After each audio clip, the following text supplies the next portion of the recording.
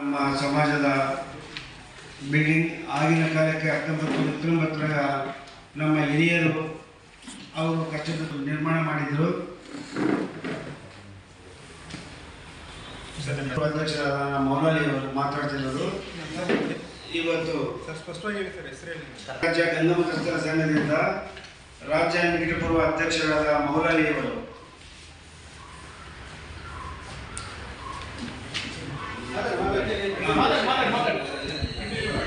ಇವತ್ತು ಪತ್ರಿಕಾ ಪ್ರಕಟಣೆ ಒಂದು ಕೊಡ್ತಾ ಇದ್ದೀವಿ. ನಮ್ಮ ಸಮಾಜದಲ್ಲಿ ಹಿರಿಯರು 1929ರಲ್ಲಿ ಇಲ್ಲಿ ನೂತನಪೇಟೆಯಲ್ಲಿ ಒಂದು ಬಿಲ್ಡಿಂಗ್ ಕಟ್ಟಿದ್ರು. ಹಾಸ್ಟೆಲ್ ಆಗಿನ ಕಾಲಕ್ಕೆ ಹಾಸ್ಟೆಲ್ ಒಂದು ದೇವಸ್ಥಾನ ಆಗಿನ ಕಾಲಕ್ಕೆ ಕಟ್ಟಿದ್ರು. ಅದು ಬರ್ತಾ ಬರ್ತಾ ಭಾಳ ಶಿಥಿಲಗೊಂಡು ಮಳೆಯೆಲ್ಲ ಪೂರ್ವ ಬಿದ್ದ ಪರಿಸ್ಥಿತಿ ಬಂದಿದ್ದರಿಂದ 2018ರಲ್ಲಿ ಚುನಾವಣೆ ಆಯ್ತು. ಇಲ್ಲಿ ಬೆಂಗಳೂರಿನಲ್ಲಿ ಒಂದು ಅದ್ಭುತವಾದ ಚುನಾವಣೆ ಆಯ್ತು. ಇಲ್ಲಿ ಈ ಚುನಾವಣೆಯಲ್ಲಿ ನಾವು ಸುಮಾರು 705 ಓಟಿನ ಮೆಜಾರಿಟಿಯಿಂದ ನಾವಿಲ್ಲಿ ಗೆದ್ದಿದ್ದೀವಿ. ಇಲ್ಲಿ ಗೆದ್ದ ಮೇಲೆ ನಮ್ಮ ಸಮಾಜಕ್ಕೆ ಏನೋ ಒಂದು ಒಳ್ಳೆಯ ಕೆಲಸ ಮಾಡಬೇಕಂತ ಹೇಳಿ ಒಂದು ಅನಿಸಿಕೆಯಿಂದಲೇ ನಾವು ಬಂದಿದ್ದು. ಬಂದ ಮೇಲೆ ಮಾನ್ಯ ಸಿದ್ದರಾಮಯ್ಯ ಮುಖ್ಯಮಂತ್ರಿಗಳವರು 1 ಕೋಟಿ ಅನುದಾನ ಬಿಡುಗಡೆ ಮಾಡಿದರು.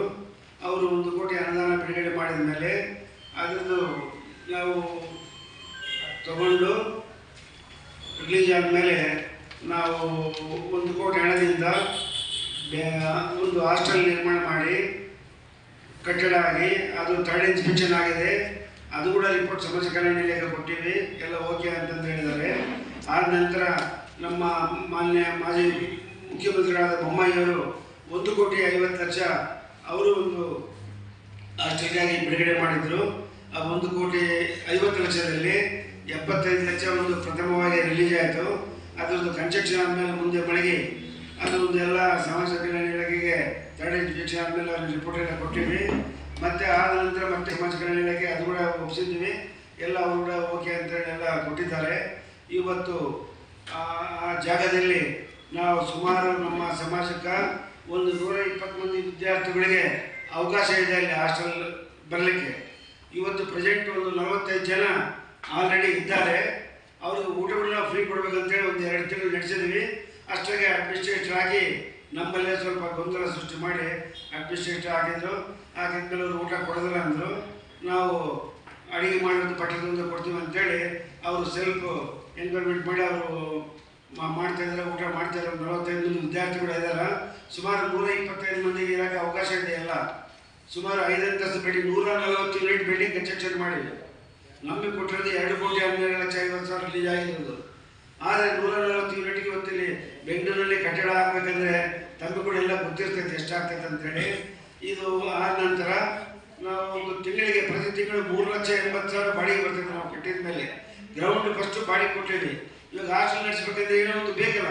ಇವಾಗ ಪ್ರತಿ ಸಲ ನೀನು ಕೊಡೋದು ಯಾರು ಕೊಡ್ತಾರೆ, ಎಷ್ಟು ಸಲ ಕೊಡ್ತಾರೆ ಕೂಡ ಕಷ್ಟ ಅಂತೇಳಿ ಗ್ರೌಂಡ್ ಫಸ್ಟ್ 2 ಬಾಡಿಗೆ ಕೊಟ್ಟಿದ್ವಿ. ಸುಮಾರು 3,80,000 ಬಾಡಿಗೆ ಬರ್ತೈತೆ. ಆಮೇಲೆ ಒಂದು 120 ಮಂದಿ ವಿದ್ಯಾರ್ಥಿಗಳಿಗೆ 3 ಫ್ಲೋರ್ನಾಗ ಅವ್ರಿಗೆ ಅಕಾಮಿಡೇಷನ್ ಎಲ್ಲ ಒಂದು ವಸತಿ, ಅಟ್ಯಾಚ್ ಲ್ಯಾಟ್ರಿನ್, ಬಾತ್ರೂಮು ಎಲ್ಲ ವಸತಿ ಮಾಡಿದ್ವಿ.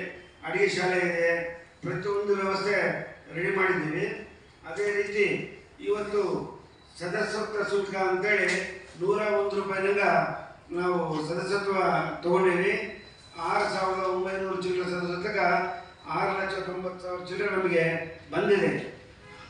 ಅದು ಕೂಡ ಕೊಟ್ಟಲ್ಲೇ ಇದೆ 6,90,000 ಚಿಲ್ಲರೆದು. ತದನಂತರ ನಮ್ಮ ಮೇಲೆ